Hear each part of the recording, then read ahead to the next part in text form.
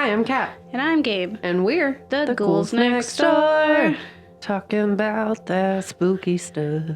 Because it's the most spookiest time of the year. Yep. We're great at this, as you can tell. Yeah. And it is October. It's spooky time. October. Normal. Okay. And we're talking about great horror writers. Mm-hmm. So last year we talked about Mary Shelley and H.P. Lovecraft. Yeah, and today we're talking about Shirley Jackson. Yes. So, in this episode of Books vs. Movies. I don't know if it's so much that. I don't know. That's what I said to you in Facebook. So yeah. Here we are. I've decided. With a preview man voice. Nice. Yeah, welcome to the show, listener. We're going to be talking about Shirley Jackson. If you're unfamiliar with Shirley, she is the writer of The Lottery, which is a short story that like every high schooler has read more than likely, and also Haunting of Hill House, which I'm sure you watched the cool Netflix series because people really loved it. And honestly, a whole lot more. She's done a lot, actually. Yeah, she's pretty impressive. And I mean, it's one of those things where, as a woman wouldn't in the early 1900s, did not get credit for the stuff that she did, like, in her own time. It was long after, that she died that people were finally like, oh, she's doing a little bit more than witchcraft and housewifing. What? This isn't a negative against her. If anything, it just makes her really fun. Yeah, she can do housewifing. She can do witchcrafting. She can do writing. She can do... whatever she wants. Yes, whatever she wants. Freedom. But in a time where like you couldn't actually do whatever you wanted if you were a lady. So yeah. Yeah. Yeah. I think this episode's gonna be fun. I kind of feel like when we did Mary Shelley, I got super crazy and went fangirling about it because I just really learned to love her. And I think I'm learning to love Shirley Jackson as well. Different people, yes. Gabe. Shirley, both for her own babes. reasons. Yes, both goth babes, for sure. But different goth babes. One's a witch babe, the other's a goth babe. Yeah. Yeah, which is appropriate for this season. Mm-hmm. Yeah, and so stay tuned for listening to this, but also if you're, around, give us a comment and tell us what you're doing for Halloween. As it is the time of year for the ghouls that is comparative to any gift-giving holiday. Give the gift this season, the spookiest season of all, to the Ghouls Next Door, and or subscribe or write nice words to our eyes on the things that do that, like iTunes. Yes. Cool. Yeah, that could be the gift to the ghouls because this is our second year anniversary. So yeah, there's so many reasons to give us the gift of subscriptions. Yeah. Yes.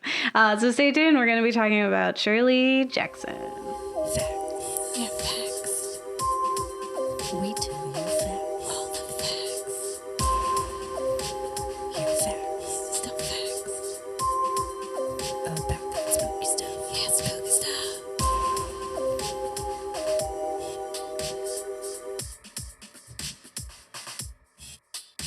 All right, so let's tell you about Shirley.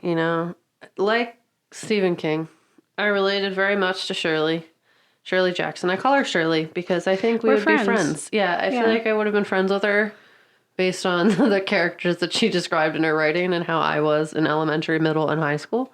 And now. So and now. So it's like, we probably would have been cool. I don't like to be in the norm, and neither did she. So here we are. But she, like every haunted lady would be, she's lived in her own very individual way, but definitely did not have a nice time throughout life, as I would imagine anyone from the 15s would. Yeah. It just sounds like a bad time, and history represents it as such. So what you can get out of this entire thing is that Shirley's mom is the worst. Geraldine is vapid. Yep. Constantly berating Shirley, just being real rude. Tells her that she's like a failed abortion. Told her that her hair was awful, that she was fat and lacked any feminine charm, you know, and would send those messages to her in like letters. So in case like she just escaped and was like finally happy for a minute, her mom just felt like the strong need to remind her how much she was mean to her through mail. Yeah. Yeah. How loving. Yeah, Mother's so it wasn't Day like card cute for notes. her. It wasn't like love notes. It was like, oh, you're the worst. Why did I give birth to you? And it was like really, really mean. So one note example that's from where I got all my information, which is Ruth Franklin's Rather Haunted Life, which is a biography about Shirley Jackson. I have been so sad all morning about what you have allowed yourself to look like. Imagine your mom Yeah. sends you through the mail Yeah. or just like leaves it out like it's gonna a morning affirmation Yeah. and is just like, ugh, you. I'm so sad about how you look. And it's over just there. like, yo, you made me. That is a reflection on you, ma'am. Yeah, I'm also just like a human. But Yeah, moms are really I'm a good at that people. though. At like, or at least my mom's really good at that. At being like sneakily like scolding. Oh, Where yeah, you're like those "Oof, backhanded wow, ones." ouch. you really got me there. Yeah, and it's also like, it's different when you like look different than your parent. Like, Yeah. I know for myself, like my mom never wrote rude as anything comments to me, Yeah. but was like, everyone in my family was like stick skinny Yeah. and I was thick. Yeah. And now everyone was like, oh, Oh no. Are you healthy? And I'm like, yes, this is my body. no. This is just how And I I'm look. here now. Yeah. And I guess it was like kind of similar vibes, but she was real mean about it. My mom like actively tried to not be mean about it. And her mom was just like, you're fat. Let me tell you about it every Tuesday. My mom was really a little more like constructive of that. Like she was just like, oh, I'm going to send you some money for my starving artist, except she's not working on any art. Because like I was like not writing my book or whatever. And she was like, but she's not doing art, but she's my starving artist. I was like, oh my God. Ow. Thanks. I need some ramen. I'll use Moms, this money though, to am buy I right? ramen. We're recording on Daughter's Day. So it's perfect. Oh, hey, look at that. But yeah, so their their relationship was clearly represented in her work in that she wrote a lot about moms, or the lack of moms, or about moms being killed by their daughters, either on purpose or by like subconsciously. Through the lack of action. But in her work, you'll see that like a lot of her stories are centered around houses, around relationships, lack thereof with her mom, and like just like that conflict of like self-worth and like feeling like you have any kind of voice in a time that kind of made women actively voiceless. Mm-hmm. Like women like maybe just kind of had the right to vote recently. Yeah. And like that was new.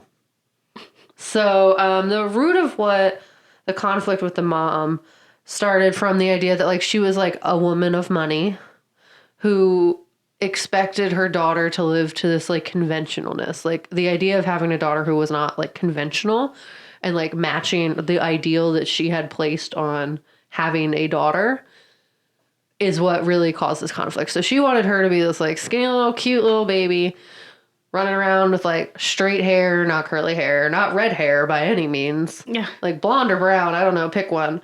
And she did not understand the fact that Shirley was like a thicker little kid and had red hair. So Genetics, from the man. start, she was like, oh, I've been cursed. I've been cursed with this baby. And then like, she never really wanted to, like, Shirley never really wanted to conform to her mom. So, like, there's, like, notes. Another fun note, one of her really loving letters. Yes. She wrote, you were a willful child who insisted on her own way in everything, good or bad. So, like, essentially, no matter how much her mom wanted her to conform, she kind of refused. Mm-hmm. She was like, this is who I am. And I cannot change the entirety of myself to fit what you idealized as a child. Yeah. Because I'm not a doll. I'm not a lifeless doll. I am a human person Yeah. who you brought into this world. No one asks to be alive. Man, you did this. Yeah. You brought this baby here. You gotta be nice at least. Like, it's rude. So yeah, her mom sucks. Yes. But so as she went on, a funny thing about this is that she was sent to college by her family. And her family was not nice. So she was like, cool, I'm getting away. But her family, it seems like from that time period, I would guess that they were sending her to get her MRS degree and not like an actual degree. Yeah. And Shirley actually ended up finding her husband in college. Yeah. So I guess that they were successful. Yeah. I'm sure she went for other reasons. She was like heavily intellectual. She was super smart. Like most of the positive aspects of her relationship with her husband centered around the fact that they were both like, they could have good conversations. They were interested in each other's minds more so than just their bodies. And what you kind of see as their marriage progresses is one, that like, you know, they do have a lot of kids, but the husband ends up like cheating on her a lot. And like, when she starts to really take off as an author, so like he works for the New Yorker, or yes, New Yorker, I'm pretty sure, and maybe not the New York Times, one of them. Yeah. Works for there, and a lot of her stories start to get published in the publication and are like widely very liked, you know, or have like not, if not liked, have reactions. So like people are paying attention to her work, and they kind of have this emotional latching to her work. And then like she just goes on to become more and more popular, even if it's like, you know, all press is good press kind of deal. Yeah. And she kind of surpasses him as a writer. And he's also like a big influencer on her work and like a good writer from what I've read about him. But like really takes this toxic masculinity to play and like basically becomes rude to her, cheats on her, like feels, I guess, from my understanding, emasculated by her and her success. And like all this time, it's like she's just trying to like find her own concept of self-worth in a life that has made her feel like she has none. Yeah. So you really see that in a lot of her work, especially I would say in We've Always Lived in the Castle. Yeah. The character is very agoraphobic. She does not want to go to town. Late in Shirley's life, she becomes agoraphobic just through like the isolation of being a woman during this time. And especially if you were a woman who was unmarried. Yeah. She really tells that story of like, what is it like to not have any claim over anything? Like, what is it like to feel like a burden to your family? Yeah. Because you cannot find a man. And that your identity is completely centered around your value is decided through whether or not you can find a husband. You have no other value other than that. Yeah. You need to make babies. Post World War I, oh my God. Yeah. All they were like is like, bear the future children. We've sent all the other ones to die. Like, that is what post-war anything is. It's always like, women, become mothers. Yeah. That is your greatest gift to your country. Hitler did that stuff. Hitler did that stuff. Like, that was his whole thing where he was like anti-Weimar Republic. He was like, women, you know, you can do this. Go be moms. So that was the time she lived in. And it's like her entire value was decided by society through this. So she became very agoraphobic, not trusting of the town. Her family was from money, and you can see like in her upbringing, it was resented by the people around her. Like, she did not suffer through the Great Depression. Yeah. And people like resented that about her family. Like, her father was very well off. We have always lived in the castle. It's so much like We Always Lived in the Castle. I was like, is this just about you? Did you just fantasize about poisoning your family? No. And like she designated herself as a witch, so she did practice, you know, witchcraft in her own right, similar to the character of We've Always Lived in the Castle.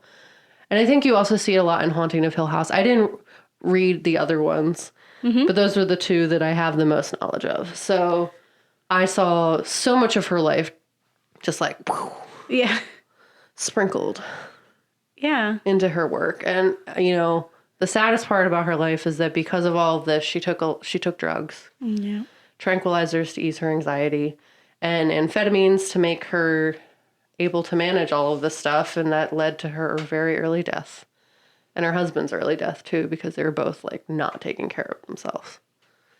Yeah, 48 was when she died. And he was 51. Yeah, and well, with her witchcraft, I think it's funny because Ruth Franklin had this interview, and she was talking about Shirley Jackson, and that there was this rumor that, like, she had, like, not this competitor, but someone wrote, like, a bad review of one of her books, and then he later suffered, like, in a ski accident or something, and people, like, really believed that she did it, and so she would make jokes that, like, oh, better not, like, you know, go out of, like, if you go out of town, I can't reach you over there, or, like, when, you know, essentially just kind of really buy into and play with those ideas. And I totally get why women of that time were like, witchcraft, man. Because, like, that was the whole thing. Like, Salem, Yeah. women feeling oppressed and wanting to go dance naked in the woods. Yeah, who doesn't want to go dance Let naked them in dance. the woods? Let them dance. All right, Just go let them ahead. dance. Yeah, I mean, yeah, I think her lens really, you know, helped fulfill the writing that she did, right? It became her tool and the power in which she wielded in order to create this content. And it also like affected other like women as well, who at the time were reading her work, who were also like housewives who went into college to find a husband and are living confined in their home and just taking care of the kids and have hobbies and interests. And they're like, how do you do it all? Kind of thing. Like, Ruth Franklin. Yeah. Sorry. Sorry. Ruth Franklin had, she called these notes that these women would send her, she called them, I don't know how she does it notes. Cause like people are just like, how are you doing this? The answer is lots of tranquilizers, apparently. And amphetamines. The tranquilizers got rid of the anxiety. Yeah. The amphetamines amped her up. Yeah. So both of those, a nice little cocktail. Both of those are bad.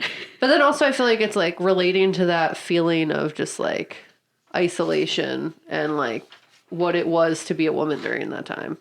Yeah.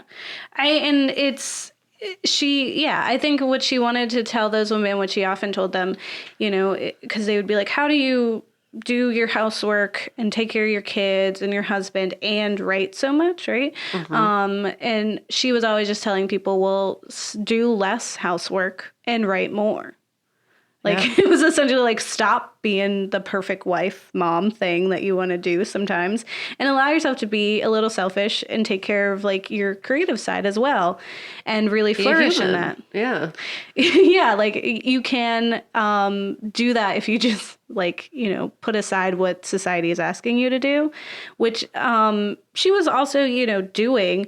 But I think like, so she's well known for a lot of things. So first, people are really familiar with her work, The Lottery, which tells a tale of a town where they kind of do a lottery type system, and whichever spoilers for the short story that's very old, whichever family draws the lottery, I think it was like a colored paper or something, had to be killed to like help the rest of the town because it was like witchcrafty and like population and all this other stuff. Hunger Games was inspired. Yes. I guess by it, right? Yeah. So it influenced many dystopian novels. So like Hunger Games, which is kind of like that whole idea of like, you know, I submit as tribute or whatever she said. I volunteer. Volunteer as tribute. I read the Hunger Games series like 27 times. And it was like, because it was short enough that my brain could do it. Yeah. And it was like teen drama and I enjoyed it. Yeah, I read them all. Yeah. The last one made me really sad because I have a sister, so it hurt me. Oh yeah, that was real. Yeah, but yeah, she kind of wrote, like you said before, like she was kind of writing what she knows, right?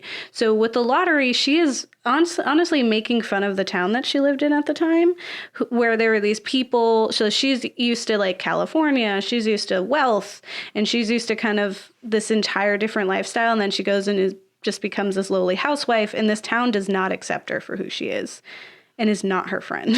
Well, yeah, she went from Cali to New York, which was very jarring. Yeah. Like to go all the way. Imagine being 60 years old and going entirely across the country. Yeah. To a place you have no familiarity with.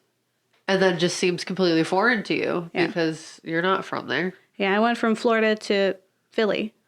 Yeah. Same coast. Yeah. I mean, Yeah. But it was, sunny beaches and gritty town, gritty city, Yeah. or the actual gritty city. Gritty. But yeah, and then she also lived in Vermont where she had like these like people who were like backwards and oh expected. yeah, small town life. Yep. Yeah. Yep, you're right. So she definitely writes what she knows, right? Another thing that's really important in what she knows is that she writes a lot of female protagonists, which is like even with Mary Shelley, who came from like a feminist woman, right? Mary Yeah. Wollstonecraft, she still wrote Frankenstein, right? Like she wrote about men because that's what you catered to, right? But Shirley didn't hold back. She was like, my protagonists are women. They're going to suffer from things that women are suffering from. They're incredibly like loosely veiled attempts at like explaining what we're going through, which kind of made it hard for her to be as popular at the time because like specifically men were running that industry. So they were like, what is this? A woman's crying? She's hysterical. Lock her up.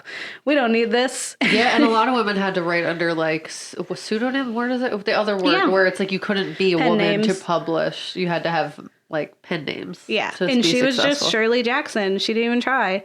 And to like she, cover herself up. It's like her mom. She was just out there. She was just like, I am me. yeah. Except. Yeah, and that idea, right? So there's a lot of ways that you see this, and not just the world around her, but also her own life is specifically with Haunting of Hill House. We have our protagonist, Eleanor, who I can imagine she relates to really well, but there's this scene in the beginning that's not shown in the movies or anywhere. In the book where she stops at this like restaurant and she sees this family who are eating and their daughter is like essentially not throwing a fit, but she's like, I won't drink. I want my cup of stars. Because she has this like drinking cup that when you drink, you could see the stars in it. Yeah. And so she refuses to drink whatever beverage there is at this restaurant because she wants her cup of stars. And so Eleanor has this whole internal dialogue where she's like rooting for this girl, where she's just like, don't like give in to their, don't switch over, demand your cup of stars, keep demanding your cup of stars. Like, don't let them tell you no. And like the dad's like, you're being ridiculous. And then the mom, like essentially is just like, let her be. She wants her cup of stars and like is a good mom. It's like the one time we get to see a good mom. And she feels like she has this like connection to this little girl, like Eleanor does. And I feel like it really encompassed like what the story was for everything that she wrote, right? It was like, let's not lose our cup of stars. Like, what is your cup of stars? And don't ever give that up for something else. Yeah, and it's like kind of profound that whole the good mom is the mom that accepts and lets her just be herself and have her mother flippin' cup of stars. Yeah, I would say the Haunting of Hill House reminded me of The Yellow Wallpaper, which is by the feminist writer Charlotte Perkins Gilman, who's written a lot of things. She also wrote Herland, I believe. She does really great feminist work. But there's this story called Yellow Wallpaper where a woman is essentially like confined because of what I perceived when I read it at the time as being like postpartum. And in the like she's totally fine. Like she has postpartum, yes, but she's not broken. She's not hysterical in whatever terms they want to lay on her. But over the time of being confined and like being told that something's wrong with her, she starts to lose her mind and grasp of reality. And that's what I see like the Haunting of Hill House being, is that we have this woman who's lived her whole life catering to her mother. She finally got a little ounce of freedom and then is like confined to this small space where she's like being berated. She's confronting like her own sexuality because there's a lot like a very heavy lesbian tropes in this in that story. Like the film, the Haunting of Hill or the Haunting films, not Haunting of Hill House on Netflix, don't really give her enough credit for the lesbianism that's in there. And you really don't get like some of the tension and things that are happening and the very loose, references to it. Like the fact that Theodora has a friend back home who is her roommate, right? We also have this house where the previous owners, the daughter of the guy who built it, had a companion. The oldest daughter had a companion, and that they were ridiculed into the point where the companion killed herself. Like, it's just very heavy-handed. Like, this is what we're dealing with, right? So she definitely talks about all this isolation, and like essentially trying to like hold on to what is true to you. Yeah. Even though like the rest of the world is telling you to like shape up and do what they want you to do. Yeah. And even outside of Hill House, her books often revolve around women who essentially are just longing to escape from their like mundane and borderline abusive homes in some way or another. Just like, it's literally an escape, and she's having to act out these escapes in different ways. So she has one called like Hang His Man, which is a young girl who yearns to live her own life. And she imagines this will be possible when she goes off to college, and gets away from like her domineering father in that case. But then she ends up kind of losing her grip on reality and exhibiting signs that could be interpreted as like schizophrenia. Okay. So like, great. Like, we get out and now we're some other form of mental illness, because that's how it is shown whenever they get freedom. There's Bird's Nest, where there's the protagonist Elizabeth, who is letting life pass her by while her neurotic aunt kind of like is controlling her life. Always someone controlling you. So then she ends up getting like kind of sick, and she goes to the doctor a bunch of times, and they find out that she has 4 personalities. It was written during the time when like multiple personalities, which is now called what is it called? Dissociative identity disorder? Yes, it is. Yes. I was like, DID. What am I saying wrong? Yeah. So at the time, it was multiple personality disorder, and it was super like popular to think about and write about. So she wrote about that. And then we have always lived in the castle, right? So we have 2 sisters who are isolated from the rest of town. It's definitely about classism. They are the wealthiest family and have control of the town as well. So that's another part of why they're alienated, is that they're not on equal footing in that way either. And they also lack common knowledge on how to like operate in normal society, which she also feels like she did, you know? Yeah, I mean, all of her stuff's just about her life. Like, I just can't not be. Like, when reading about it, it's like the agoraphobia is so real. The mother dynamic, the controlling father or man figure dynamic. Yeah. It's just all up in there. Wanting to have, like, a female, like, counterpart to, like, make them feel, like, the sister. Yeah. She didn't have a sister. She had a brother. And all the women, like, in her immediate circle, other than, like, her friends that she made, were, like, very awful to her. Yeah. So I feel like it's, like, that craving of having a positive feminine influence on her life. Yeah. Or just female influence on her life that wasn't, like, really cruel and, like, mean to her all the time. Yeah, and to also have like strength in who you are, in your personality, and your sexuality, and your just like your dreams. Yeah, there's a quote in the New Yorker under an article called "The Haunted Mind of Shirley Jackson," and it goes like this: "The motif of a lonely woman setting out to escape a miserable family or a grimly claustrophobic community and ending up lost recurs throughout Jackson's stories. Sometimes a woman comes to a place of apparent refuge, a house that seems to offer security and love, only to discover, once she is there, creeping menace or hidden evil.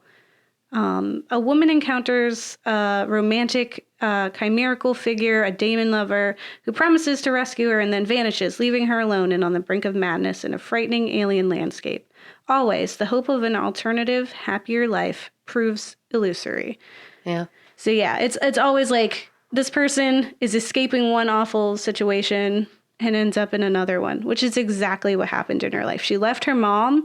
She was swept off her feet by this guy who fell in love with her from her writing, read her writing in the paper, said the rest of it was trash, saw that writing and was like, I'm going to marry this woman. So sweeps her off her feet. She's like, oh my gosh, someone who loves me for who I am, my writing, who I am, only to be then trapped again. Yeah, this poor lady. By society. Yeah. And just what's expected of her. And by the house, like the fact that women are just put in these houses and that's like all they are. And it's no wonder that like it's both the place where they're trapped, but also it's like the place where the worst stuff happens. Yeah.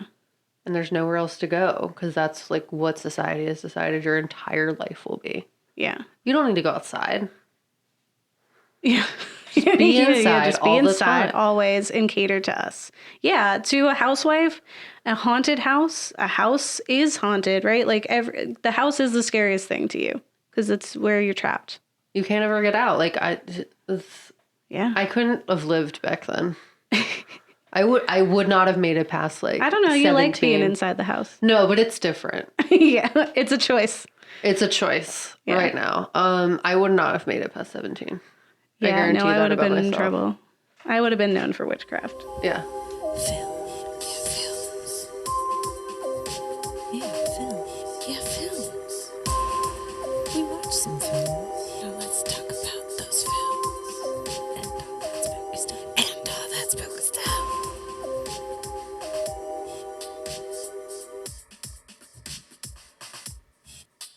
So we just talked about her books, Yeah. but luckily there has been media for what she's done. Movie times. Yeah.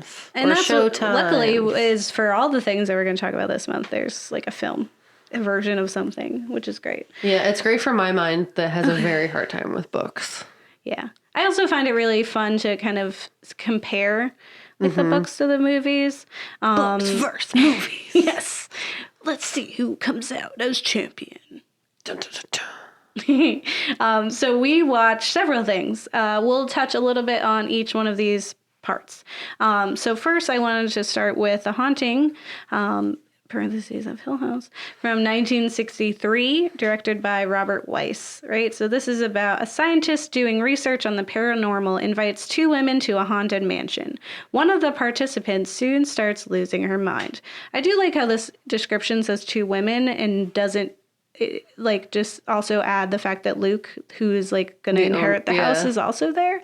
Because he it's not like he lives there. He's also a part of the experiment. Yeah. What I wanted to say just right off the bat is you guys have heard, like last week I talked a little bit about it, and I've talked about it before a million times, is Stephen King's Rose Red is very phenomenal and a part of my love of horror. And it is incredibly influenced by this story, like obnoxiously so. And Stephen King has like said that he's influenced by her, that he finds her to be really terrifying. Joyce Carol Oates, who's one of my favorite writers, also loves her. Neil Gaiman, many people. She's very influenced by like her. popular in the like writer sphere, from my understanding. Like Stephen King said really nice things. Yeah, Neil Gaiman. Gaiman, sorry. Or Gaiman, sorry. It's one of Neil said lots of nice stuff about Shirley as well. Yeah. And Joyce Carol Oates, she's awesome. I love her. But it's there's a lot of things in here that are just literally taken from it. So one thing is that people really people find the most impactful is the first like paragraph of the story, which essentially describes the house, and it describes the house as if it is a being, right? Like as if the house itself is evil. It will always be evil, and it will be here forever. Like for it's been evil for all these years. It's going to be evil for more years. And then it also says, whoever walked here walked alone, I believe is the quote. Please. But there's like the whole opening sequence of Rose Red is literally like, a house can be born bad. It's like this voiceover that just like, it just is evil inside. The ground is evil. And not in any way that's like because of Native Americans, which is wonderful. It was just like houses be bad sometimes. You know? Houses be like that. So houses be like that. People don't think it. So what I think that this one from 1963 is very, very close to the written work. Like there are some words and like sentences. Most sentences in here are almost verbatim. Yeah. The situations are almost verbatim. They did take out a lot of the lesbian undertones, like the relationship between Theodora. 1963, they weren't absolutely. allowed. It was all coded. Yeah, but I think it's like they had little parts in it. But they, they made the doctor younger so that she would have an attraction to him instead of Luke, which was weird.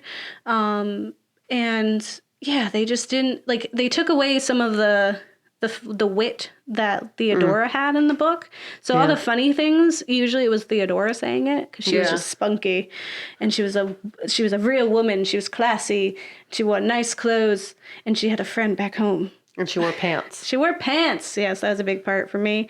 And they made Luke say a lot of the funny things in the film. Well, that makes sense for the time. Yeah. They're like, men! Yeah, we're We funny. say the funny things and the women cry. Yeah. Oh, apparently I wrote down what the quote was from the beginning. But yeah, it was. I can see how it was really scary for that time.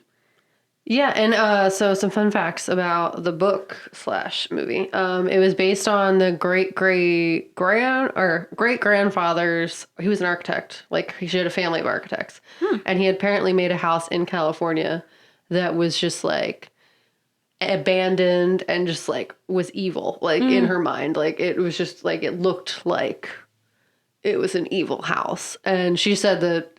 I don't know if it was true or not, but she said that, like, it had been based on that. And that she thought that, like, it had lit on fire, even though it was abandoned. So she was like, the townspeople hated it. Yeah. And burned it down. It's kind of like we have always lived in Castle. Yeah, it's also like that. But she said that the house itself was based on. Yeah. That place. I think it's funny that her great whatever was a architect, because a part of Her this entire family, up into her father, were architects. Which is such a hard job to do.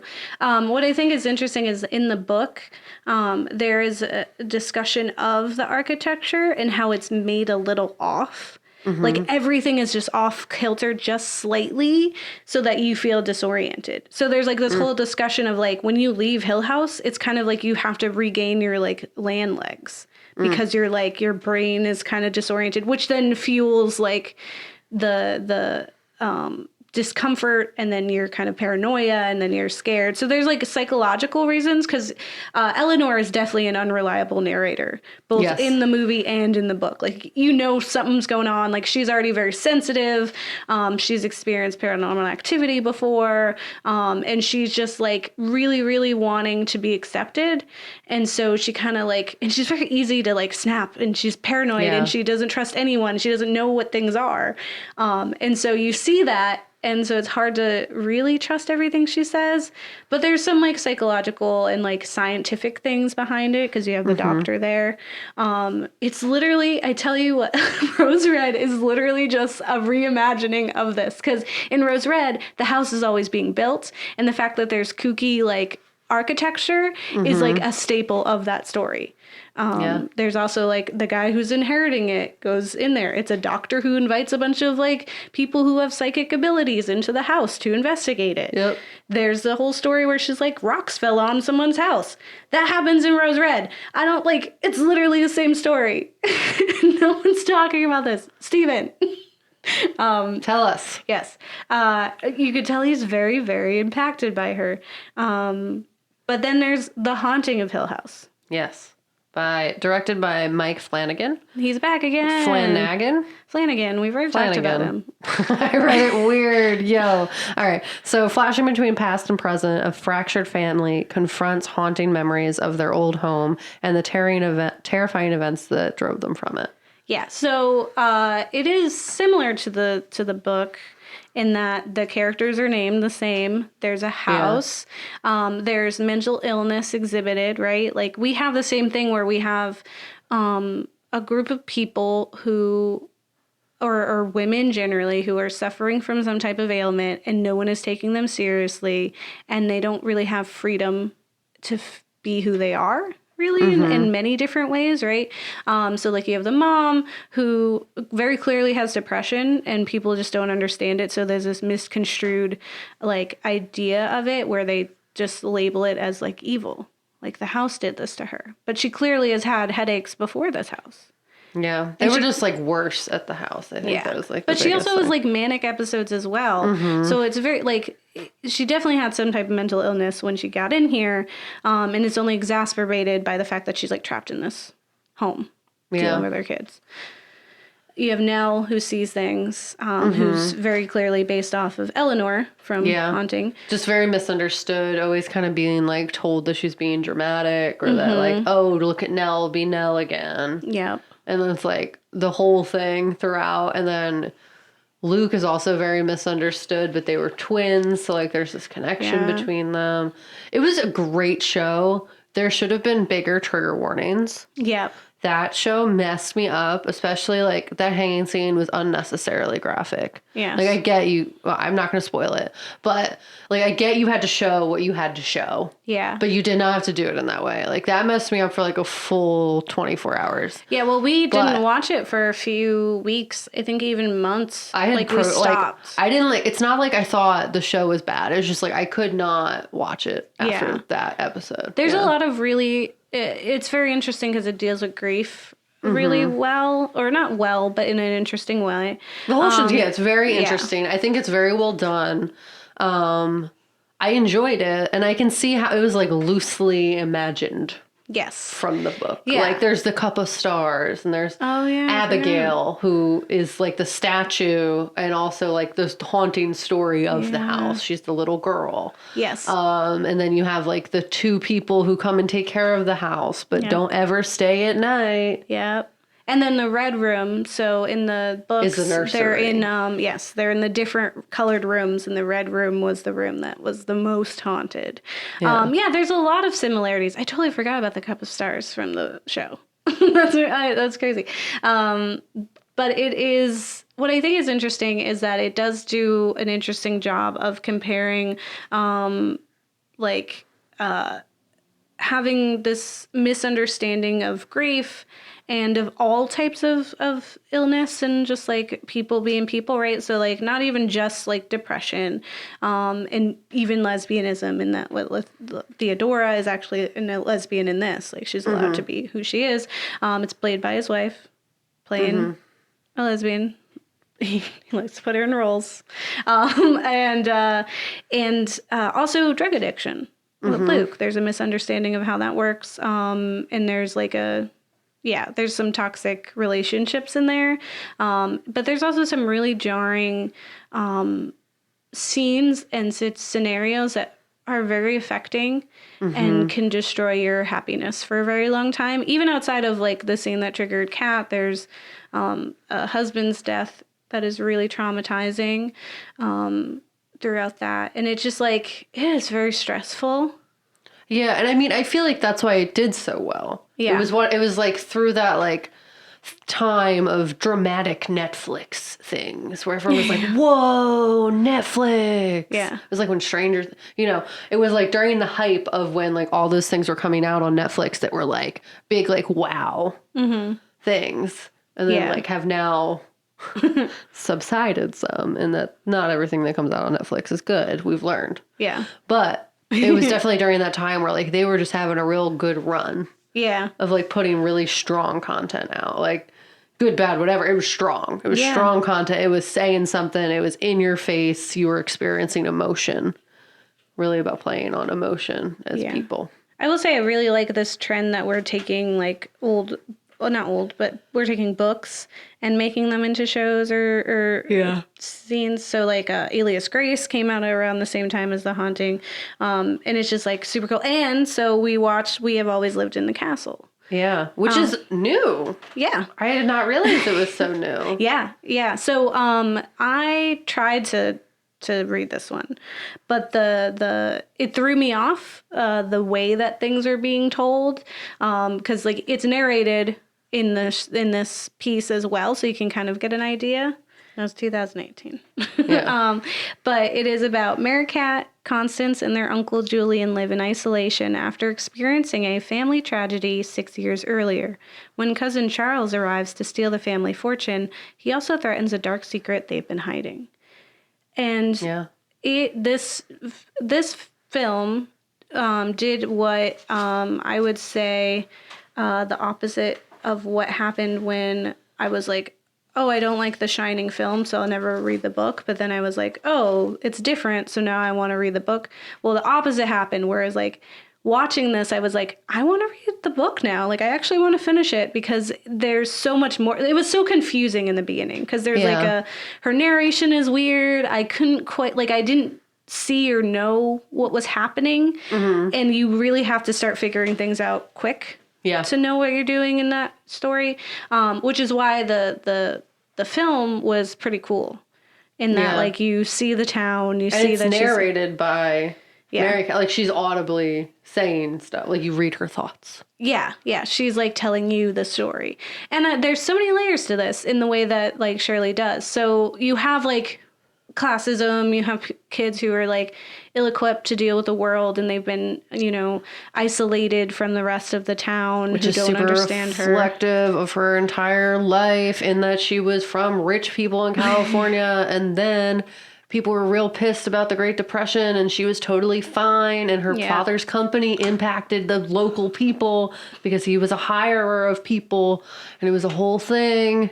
Yep, right what you know. It was what she was. It was her life. She did witchcraft. Yeah, and so there's, like, she there's probably little had witch jars things. and nailed books to things. What I like about it is I am a big fan of magical realism, and when there's two answers to everything, right? Where there's, like, a logical, like, this is the real world. Like, same with Haunting of Hill House, right? Like, okay, there's people who are a little unhinged. The architecture's off. It gets cold sometimes, whatever.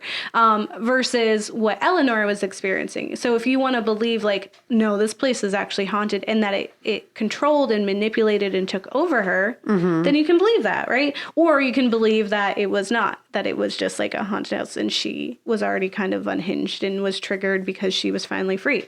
So I think with this, it was very similar, where it was like, okay, you got this guy who comes in, he's the cousin, and he's, like, changing their whole life. Like, it looks like, one, he's, like, trying to get some money, right? But also seems like he's manipulative in so many other ways. But then he also seemed like, you guys you just have no understanding. Like, you're all kind of off, right? Like, your uncle is a little weird now because he almost died, so he's not all there. He's poison. Yes. And then, like, you got the Merricat who's doing witchcraft and is a child and doesn't know what the world is. He's burying silver coins all around town. And he's like, you need to, like, put the money in the bank and, like, pay bills. Father did not believe in banks. Right? So, like, he does sound reasonable, right? But then when you're reading it from Merricat's point of view, you're like, is he a demon, though? Like, is he a demon? Is what we need to know. Like, you can suspend, like, belief for a little bit and be like, actually, he is some supernatural demonic force who has come in and is an enemy and is ruining their lives. But I thought she liked demons because she was a witch. So No, that doesn't mean you like demons. Well, you like demons you control. That you control. Okay, I just want to make sure. Yeah. There are still bad demons if you're a witch. I just want to make sure. I don't know. Yeah. I'm not an actual witch. We did a whole episode on this. Yes. No, so it's the whole thing was, like, she wasn't supposed to go to town. And because she went to town, she wasn't able to prepare the house and to protect it. And that's when he came in. So, like, that in itself is already, like, okay, well, what's going on? If, like, because if it was just any time, then it's like this guy came in. But the fact that, like, in reference to her kind of, like, I guess, procedures, what would you say it? I guess her, like... Her rituals. Rituals, that's what it is. That it went against those, like, the fact that she missed one, and then he got in, like, that already sets the tone of, like, no, he's definitely a demon. But then you're also like, but also, is he wrong? Because he's definitely not. Like, they definitely have no idea what they're doing. Yeah, like, he just has this kind of, like, scumminess about him, but he's not saying wrong things. So it's just, like, definitely highlighting the fact that, like, you have a misunderstanding of what life is for people who aren't rich people. Yeah. And then also, like, you've isolated yourself so much. Yeah. One, because you have no desire to interact with anyone else, men, otherwise. You don't want a husband. Yep. You're not doing any of that. Where, like, the sister even says at one point, it's like, you should have a boyfriend. Yeah. And it's like, no. Well, if you think about it, the poisoning that happens is because the older sister had been dating the guy and Merricat told the dad. And so then he was like, no, this isn't happening. So it was it was the response of that event that led to the poisoning. So it was like this idea of like, they're going to be free. They're going to go and live their life. They're going to find love in their own way. They're going to leave. Right. And that's what like started it. So it's really like them fighting for their freedom and the freedom to stay where they are and be protected. And it's a equal opportunity adventure in murder. Murderers for everyone. Yeah. Women can do it too. Yeah, and then you have that whole scene where it's like the controlling man, the controlling father, and like him being just like father and all other stuff. It was just like, there's so much. It was a good time. I recommend the movie. It got 88% on Rotten Tomatoes, so I've decided that means it's good. No, it really, I wasn't expecting that at all, especially because the book messed me. I was like, I can't do this. This is the wrong one. And so then I ended up reading The Haunting of Hill House instead. But now I'm like, I'm going to go back because that seemed like it was fun. Yeah, it was a good time. I really enjoyed it. I recommend watching it. We didn't spoil most, if any, of it, really, honestly. You still get more, like, you get more out of it by watching, because there's, like, the situational things. It's kind of beautiful to watch. It's haunting in its own way. The characters are great. I forget the actress's name, but they are they're really good actors. And the one girl, I think she's like from Halloween Town or something. Oh, no. The other one, I don't know. But the one is Thaisa Farmiga from the show that shall not be named. So she's from season 1. Oh, of the Murder House. So I don't know. The older sister is Alexandria Daddario. Yeah, she's in, I think, Read It and Weep, or she's in Percy Jackson. She's in, like, kids' movies. Can You Keep a Secret? She's in When We First Met. She's in kids' movies. Yeah, she's in a lot of kids' movies. But she did really great. I would say she's a breakout star. She was very good at being creepy. Mm-hmm. Yeah, that was a great time. You should watch. I honestly recommend watching all of the things that we watched, which I don't always do. I liked every single one of them. Haunting on Hill House, the show. Be very wary if you've had any exposure to suicide in your life. Yeah. There's no trigger warning, and it really is. It's very triggering, very activating. It's just like, it puts you in I couldn't watch it for like, I feel like we didn't watch it for weeks after the one scene. So it's just like, be mindful of that going in. We have given you a trigger warning. It's very intense. I think it's episode 5, I believe. Yeah. But I would just go, Twitter also, I knew because someone gave me a warning on Twitter, and I was like, just FYI to Kat. But then I also was like, I just should have closed my eyes if I realized that's what was happening. Yeah. But then it was one of those things where I guess you get with your trypophobia where you can't look away. Yep. You're can't, stuck. Like, this is you now. And I couldn't feel I couldn't breathe afterwards. Yeah. Like, it was that bad. Yeah. I think we were going out and I was just like, yeah, we're stuck. I need to do literally anything else. Yeah. So that this is not my last thought before bed. Like, this is awful. So yeah, it's a very good show. Just go into it knowing that. Yeah, I would say that. And I would love to see more of Shirley Jackson's work. Mm-hmm. I was reading like her, bibliography, I guess is what it's called. And I was just like reading all this like synopsises, and I was like, I need them all. I need all these books now. Yeah. I have a new favorite. Feelings. Yeah, feelings. Yeah, I said feelings. Let's talk about feelings. Okay. And all that spooky stuff. I love spooky stuff.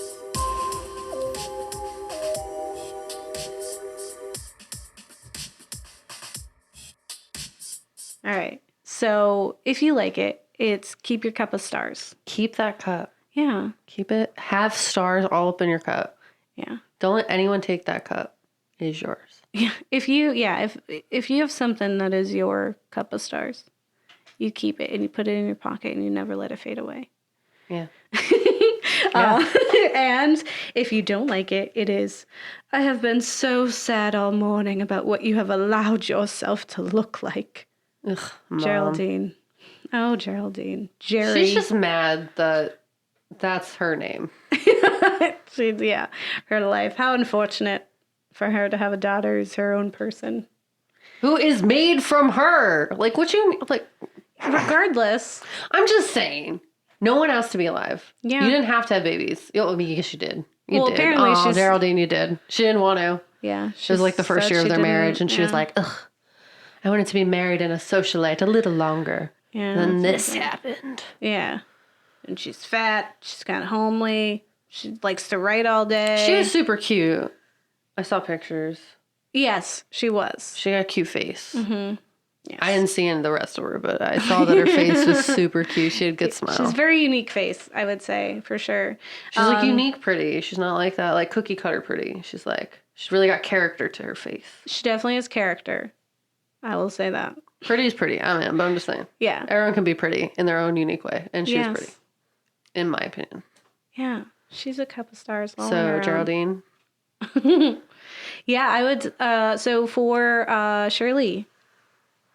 I'm like her new biggest fan. Like, I was like reading about her. I was like, I love this woman. Yeah. Let her write. Like, look at her, like, just like, I don't, it's so sad that she died as early. And just like that she lived in the time that she did. Yeah. I just feel bad for every woman that lived before now. Mm-hmm. It was just a bad time. Yeah. Oof. And it's just that she still rebelled so much. Yeah. And like wrote the things that she did. And she's just very amazing.